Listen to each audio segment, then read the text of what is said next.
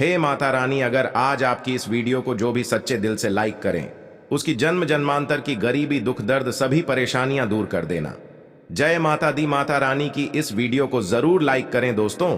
देखिए, हम नवरात्रि में ज्योत जलाते हैं, अखंड ज्योत जलाते हैं, अखंड ज्योत प्रज्वलित करते हैं। आखिर घर में अखंड ज्योत क्यों जलानी चाहिए? अखंड ज्योत का मतलब क्या होता है? अखंड ज्योत अगर गलती से बूझ जाए तो हमें क्या करना चाहिए? सारी जानकारी इस वीडियो में बताऊंगा। इसीलिए हम आप लोगों को बोलते हैं कि ध्यान से देखना। सर्वप्रथम मैं सभी दर्शकों को समझाने का प्रयास करूंगा। हम आखिर ज्योत क्यों जलाते हैं, थोड़ा ध्यान से समझने की कोशिश करना। दीप जो होता है प्रकाश का गोत है, प्रकाश ज्ञान का भंडार होता है। परमात्मा से हमें संपूर्ण ज्ञान मिले, इसलिए हम जो है दीप प्रज्वलित करते हैं। दीप जलाने की परंपरा हमारे हिंदू धर्म में काफी लंबे समय से ही है। कोई भी पूजा हो, कोई भी अनुष्ठान हो, कोई भी समारोह हो, उसमें हम जो है दीप जला करके उनका शुभारंभ करते हैं। समस्त शुभ कार्यों की जो शुरुआत होती है दीप से ही होती है।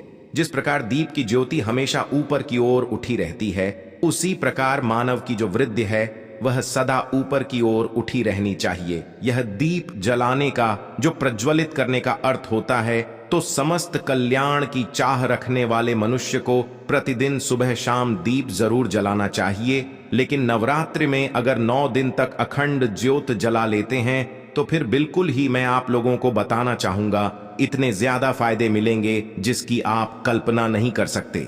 वैसे मैं आप लोगों को कुछ जानकारी और भी गुण रहस्य के बारे में बताऊंगा जो कि कोई भी नहीं बताने वाला। देखिए, हिंदू धर्म में किसी भी शुभ कार्य को करने से पहले दीप क्यों जलाते हैं? देखिए, दीप जलाने से हमारा जीवन प्रकाश से भरता है।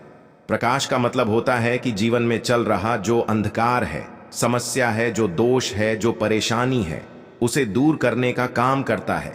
आपने देखा होगा वास्तुशास्त्र में दीप जलाने के, उसको रखने के संबंध में कई नियम बताए हैं, कई जानकारी बताई है।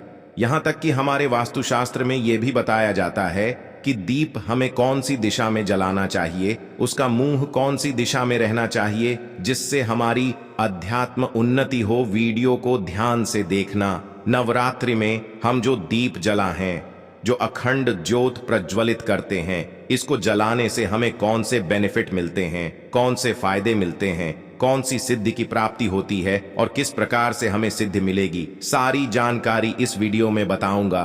देखिए, सर्वप्रथम हम जानते हैं घर में अखंड ज्योत जलाने से क्या होता है।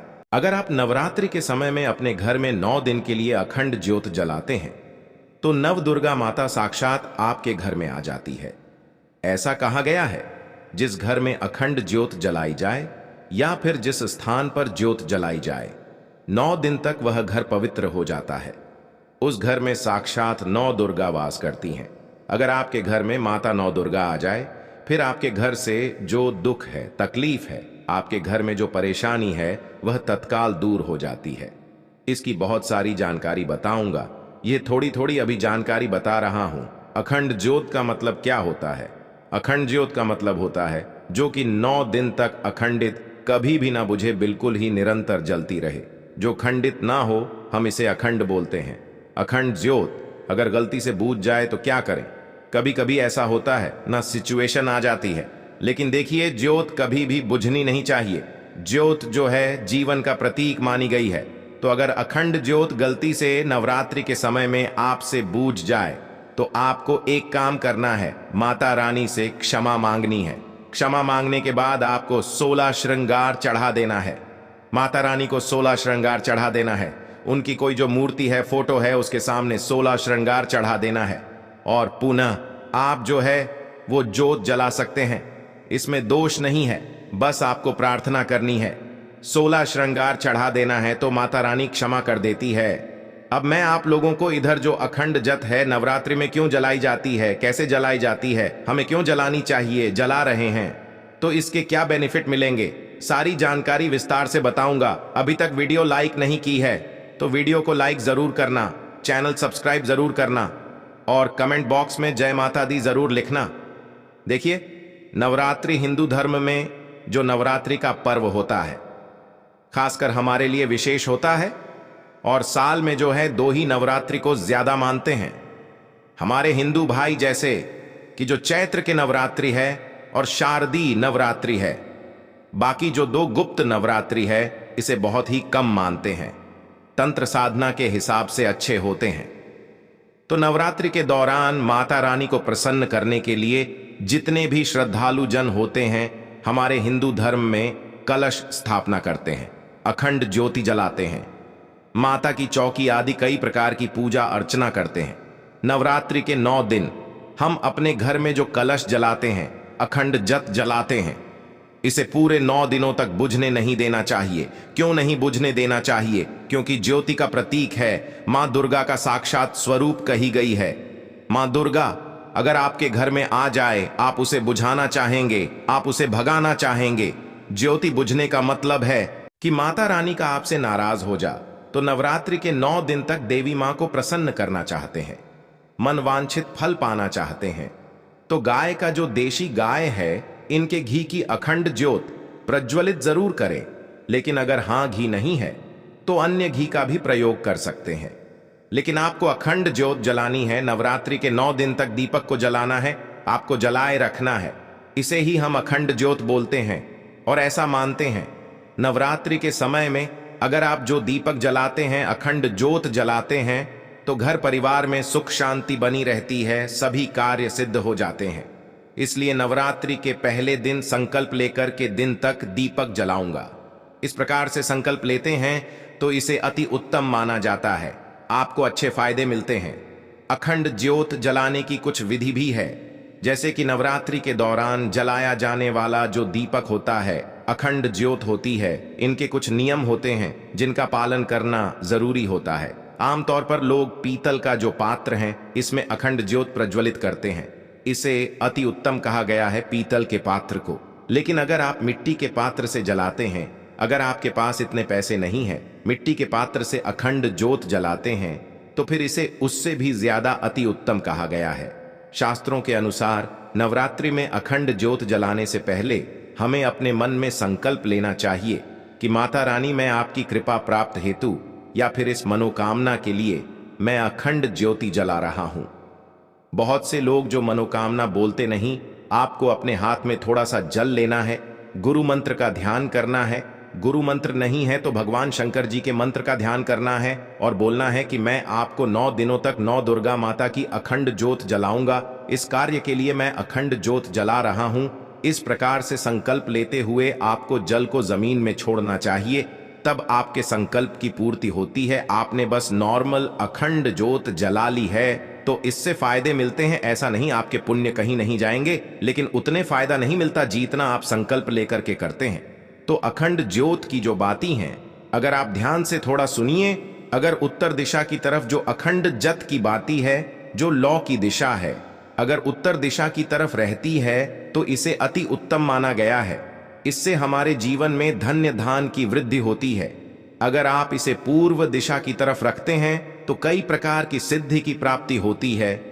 अब इधर में अखंड ज्योत जलाने से हम अपने घर में जलाते हैं, इसके फायदे बता रहा हूं। हमें अपने घर में अखंड ज्योत क्यों जलानी चाहिए सर? प्रथम फायदा सुनिए। अगर आप पूरे 9 दिन तक अपने घर में अखंड ज्योत जला करके नवार्ण मंत्र का जाप करते हैं, नवार्ण मंत्र किसे कहते हैं आप सभी दर्शकों को जरूर पता होगा। नव दुर्गा के नवार्ण मंत्र कहे गए हैं। नवार्ण मंत्र में मुंह से नहीं बोलूंगा क्योंकि इनकी सिद्ध। तो नवार्ण मंत्र 9 दिन तक अगर आप नवरात्रि के समय में जत जला करके अपने घर में जाप करते हैं तो आपको वाग सिद्धि, सम्मोहन की सिद्धि, वशीकरण की सिद्धि, कार्य सिद्धि की प्राप्ति होती है। अनेकों प्रकार की सिद्धि की प्राप्ति होती है। आप में से बहुत से लोग बोलते हैं ना गुरुजी, हमें सिद्धि प्राप्त करने आए हैं, इसके लिए क्या करें? सिद्धि प्राप्त करने के लिए जो नवरात्रि का समय होता है, इसे अति उत्तम माना जाता है, क्योंकि मां दुर्गा को शक्ति कहा गया है। मां दुर्गा को शक्ति कहा गया है। शक्ति स्वयं आपके घर में आ जाती है जिनके पास शक्ति आ जाए। फिर ऐसे व्यक्ति को शीघ्र इनके कार्य को सिद्ध होने से, शीघ्र इनको सिद्धि प्राप्त करने से दुनिया की कोई ताकत नहीं रोक पाते। जितना ज्यादा हो सके 9 दिन तक आप जो है अपने घर में दीप प्रज्वलित करें, ज्योत प्रज्वलित करें और नवार्ण मंत्र का जाप करें। नवाण मंत्र का जाप करने से दुनिया की सारी सिद्धि आपको प्राप्त हो जाएगी, लेकिन आपको 1.25 लाख जरूर जाप करना है। आप में से बहुत सारे लोग बोलेंगे, गुरुजी 1.25 लाख तो बहुत होते हैं, नवाण मंत्र बहुत ही छोटा मंत्र है। अगर आप 5 से 6 घंटा भी जपना शुरू करते हैं, नवरात्रि के समय में 9 दिन तक तो 1.25 जाप हो जाता है।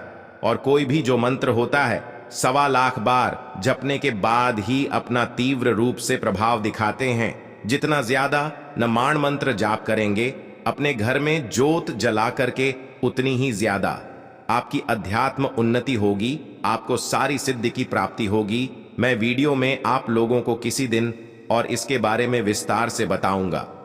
अभी ज्योत के बारे में बता रहा हूं। तीसरा है छोटी जानकारी बता रहा हूं। 9 दिन तक अगर आप जो है अपने घर में अखंड ज्योत की सेवा करते हैं तो समझ जाइए साक्षात आपने नव दुर्गा की सेवा कर ली है। ज्योत की सेवा करने का मतलब है नव दुर्गा की सेवा कर लेना।